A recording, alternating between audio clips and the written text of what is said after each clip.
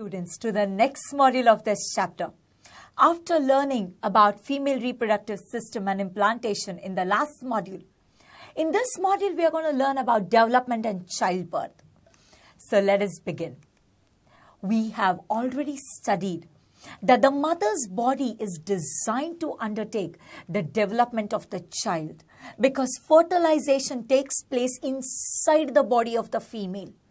The zygote implants itself on the wall of the uterus. So we say that the mother's body is designed to undertake the development of the child. Let us see how does this happen. Hence, the uterus prepares itself every month to receive and nurture the growing embryo. Now, if the zygote is going to implant itself on the wall of uterus, divide there and grow into a baby, the uterus prepares itself every month to receive and nurture the growing embryo. The lining thickens and is richly supplied with blood to nourish the growing embryo. Let us understand this better further. Students, the embryo gets nutrition from the mother's blood with the help of a special tissue called as the placenta. This placenta is in the form of a disc which is embedded in the uterine wall, as you can see here. It is in the form of a disc. It gets implanted or it gets embedded into the uterine wall. And the baby is connected through this special cord-like structure called as the umbilical cord.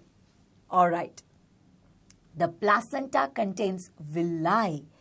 On one side, on the side of the embryo, placenta contains villi. Alright, villi are finger-like projections. So what is there on the mother's side? On the mother's side are blood spaces which surround the villi. This provides a large surface area for glucose and oxygen to pass from the mother to the embryo. So on mother's side are blood spaces which surround the villi. And from these blood spaces, there are large surface area which is created, from which, from the mother's blood, glucose and oxygen is transferred to the baby. Okay, now the developing embryo will also generate certain waste substances like carbon dioxide, which can be removed by transferring them into the mother's blood through the placenta. So basically, placenta acts like a connection between the mother and the child.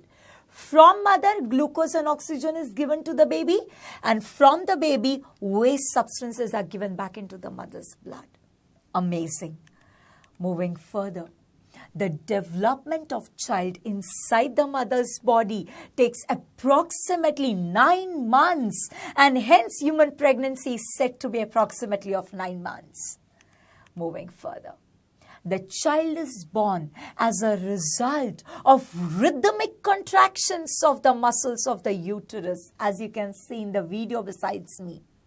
The childbirth is a result of rhythmic contraction, alternating contraction relaxations of the muscles of the uterus. And the baby is pushed out, which we call as the childbirth. With this, we complete this beautiful module.